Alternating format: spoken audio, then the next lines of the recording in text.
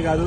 అంటే ఒక star hero ఏంటి ఇలాంటి సినిమాలు చేస్తున్నాడు ఏంట్రా అనే వర్ణం నుంచి మా ఫ్యాన్స్ అందరినీ అప్పుడు ఎత్తిన కాలంలో ఇప్పుడు దాకా పెంచకుండా చేశాడు అనమాట. ఒక ధ్రువ ఏంటి, ఒక రంగస్థలం ఏంటి, ఒక RRR ఏంటి, మధ్యలో వినయ రామాయణ ఆచార్య ఏదో సో అయిపోయినాయి. బట్ అయినా కూడా ఆయన బాక్స్ ఆఫీస్ ఫుల్. సో ఈ సినిమాలో గొప్పగా చెప్పాల్సింది ఏంటి అంటే బయట జరుగుతున్న పరిస్థితులు మనం పాత రాజకీయాలు చూసాం. ఈ సినిమా కానీ ఎలక్షన్స్కి ముందు వచ్చి ఉంటే ఇంకా వేరే లెవెల్లో ఉండేదన్నమాట. స్టేట్లో ఆ 11 సీట్లు కూడా వచ్చాయి కదా మన లెవెన్ రాజా గారికి. సో ఖచ్చితంగా పవన్ కళ్యాణ్ గారి దగ్గర నుంచి ఒక మంచి ఎలిమెంట్ తీసుకున్నారన్నమాట దీంట్లో. అంటే ప్రతి ఒక్క జన సైనికుడు ఇది ఖచ్చితంగా వినాలి. ఎందుకంటే డబ్బుతో రాజకీయాలు చేయడానికి రాలేదు, ప్రజలకు సేవ చేయాలి. నీకు నా దగ్గర ఎమ్మెల్యేగా ఉంటామంటే పవన్ కళ్యాణ్ గారు చెప్పారు, డబ్బులు ఎటువంటి సమస్య లేదు, డబ్బులు కానీ ఎవరి దగ్గర తినాలని చూసినా, కరప్షన్ చేయాలని చూసినా కూడా. సో ఇక్కడ అప్పన్న క్యారెక్టర్ కూడా అదే మోటోతో నడుస్తుంది అనమాట. సో ఖచ్చితంగా జన సైనికులందరికీ కూడా ఈ సినిమా ఖచ్చితంగా ఈజీగా కనెక్ట్ అవుతుంది. అట్లానే ఇంకా కొన్ని సటైరికల్ డైరెక్ట్స్ ఉన్నాయి మన జగన్మోహన్ మీద, బటన్ నొక్కడాలు, సీజ్ ద రామనందన సీజ్ చేసే సీన్స్. పవన్ కళ్యాణ్ ఇన్ఫ్లుయెన్స్ ఏముందంటారు ఈ సినిమాలో? అంటే అది శంకర్ గారు ఎక్కడి నుంచో తీసుకున్నారో కానీ ఆ ఎలిమెంట్స్ అన్ని కూడా ఇక్కడ సింక్ అవుతుంది అనమాట.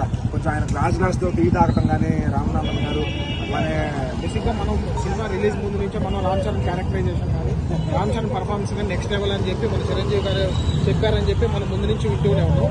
ఇవన్నీ కూడా మ్యాచ్ అయ్యాయంటారు ఆ సినిమాలో. సో అన్నీ ఒకటి చెప్పాలంటే ఈ సినిమాలో ఇంతకుముందు ఇంకో వేరే సినిమాలో రామ్ చరణ్ గారిని ఏదో ఇండైరెక్ట్ గా ట్రాల్ చేశారు, అట్లానే జనసేన ఇండైరెక్ట్ గా ట్రాల్ చేశారు అన్న వాళ్ళకి ఖచ్చితంగా రామ్ చరణ్ గారు చంపబెట్టినట్టు సమాధానం ఇచ్చారనమాట. ఆ కార్ మీద ఇట్లా పడుకునే షాట్ ఏదైతే ఉందో అది ఒకసారి పవన్ కళ్యాణ్ గారు కార్ పైన ఎక్కెళ్తారు అనమాట. ఆ షాట్ గుర్తొచ్చింది. అట్లానే సటైర్లు భయంకరంగా ఉన్నాయి జగన్ గారి మీద ఇండైరెక్ట్ గా, ఆ బటన్ నొక్కడాలు, స్వీట్ చేయడాలు. ఓవరాల్ గా జనసేన ఆడియన్స్ కి అయితే ఈ సినిమా ఒక ఫుల్ మీల్స్ అని, అంటే బయట జరుగుతున్న రాజకీయాన్ని సినిమా రూపంగా చూస్తే అది గేమ్ చేంజర్ సినిమా అవుతుంది. పవన్ కళ్యాణ్ గారి సిద్ధాంతాలని అప్పన్న తన సినిమాలో చూపించాడని చెప్పాలి. సో శంకర్ గారు బ్రిలియంట్ టేకింగ్, ఆయన స్క్రీన్ ప్లే అసలు అంటే ఇండియన్ టూ చూసేటప్పుడు మనకి అక్కడక్కడ 3 hours ఉండడం వల్ల చాలా లాగ్ అనిపిస్తుంది. ఇక్కడ చాలా షార్ప్గా కట్ చేశారు అనమాట. ఎక్కడ బోర్ అనిపించదు, కామెడీ కూడా వల్గర్గా ఏమనిపించదు. సో శంకర్ మార్క్ ఫిలిం ఇది. ఓవరాల్గా ఇంకా ఆల్టైల్తో కాంపిటీషన్ అయితే లేదు, కానీ సంక్రాంతి మాత్రం గేమ్ చేంజర్. గేమ్ చేంజర్తో వచ్చాం, జాతిని మింగుతున్నాం అంతే. ఒక్కటే ఒక్క మాట, అన్ప్రెడిక్టబుల్. ఓకే, ఇప్పుడు బేసిక్గా రామ్ చరణ్ మాస్ హీరో కదా, సో ఈ సినిమా మాస్ ఆడియన్స్ లోకి వెళ్ళింది అనుకుంటున్నారా మీరు? వెళ్ళింది, మాస్ వెళ్ళింది, క్లాస్ వెళ్ళింది. సినిమాకి బేసిక్గా ప్లస్ పాయింట్స్ ఏమనుకుంటున్నారు? Appanna character, Ram Charan performance, screen presence, ఆ సాంగ్స్, విజువల్స్ అంతా బాగుంది, అంతా చాలా బాగుంది. బేసిక్ ఏంటంటే చరణ్ గారి యాక్టింగ్ అంటే మనం వేరే సినిమాకి వెళ్తే వేరే అది బాగుంది ఇది బాగుంది అని చెప్పుకోవచ్చు. ఇక్కడ ఏంటంటే ఒక్క సింగిల్ హ్యాండెడ్ గా మీకు నచ్చినటువంటి మెయిన్ ఎలిమెంట్స్ ఏంటి సినిమాలో? సినిమాలో మెయిన్ ఎలిమెంట్స్ అంటే సాంగ్స్ చాలా బాగున్నాయి. అప్పన్న క్యారెక్టర్ లో చరణ్ అన్న జీవిట్ చేశారు. అసలుకి చరణ్ నేను చూడలా.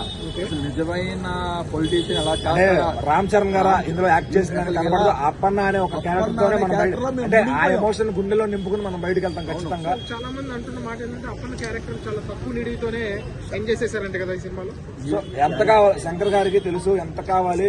ఈ సినిమాని ఇంకెక్కువ ఫుటేజ్ తీసి ఆయన కట్ చేయడం జరిగింది, పర్ఫెక్ట్ కట్. ఎందుకంటే ఇది ల్యాగ్ అని ఎవడన్నా చెప్తే నేను చెప్పు తీసి కొడతాడు. మాకు అప్పుడే అయిపోయిందని అనిపించింది, ఎందుకంటే పర్ఫెక్ట్ ఎక్కడ ఏది పెట్టాలో అది పెట్టి అని చేశాడు. ఈ 3 క్యారెక్టర్ వేరియేషన్స్ లో మీకు నచ్చిన క్యారెక్టర్ అప్పన్నతో బయటకు వెళ్తారు. సో రామ్ నందన్ చూసి మనం ఒక ఇలా ఉండాలి అనే క్యారెక్టర్ మనం నేర్చుకోవచ్చు. అప్పన్న గారిని చూస్తే మన కల్చర్ ఇదా, చాలా పెద్ద మెసేజ్ ఉంది. మీరు last this is a corrupted society. Already Indian 2 లో ఏదైనా చేద్దామని మార్పు చేద్దామని చూపిస్తే ఫ్లాప్ చేశారు. సో ఇప్పుడు రామ్ చరణ్ గారు స్టార్ పవర్ పనిచేస్తుంది ఇక్కడ. ఖచ్చితంగా ఫ్లాప్ చేయడానికి ఉండదండి. కొడితే ఎవడెవడ రికార్డులు అని చెప్పుకుంటున్నారో రామ్ చరణ్ ఉన్నది ఏంటంటే ఒక ఫ్లాప్ సినిమాని కూడా ఒక 70-80% రికార్డ్ చేయగల 2013-14లోనే.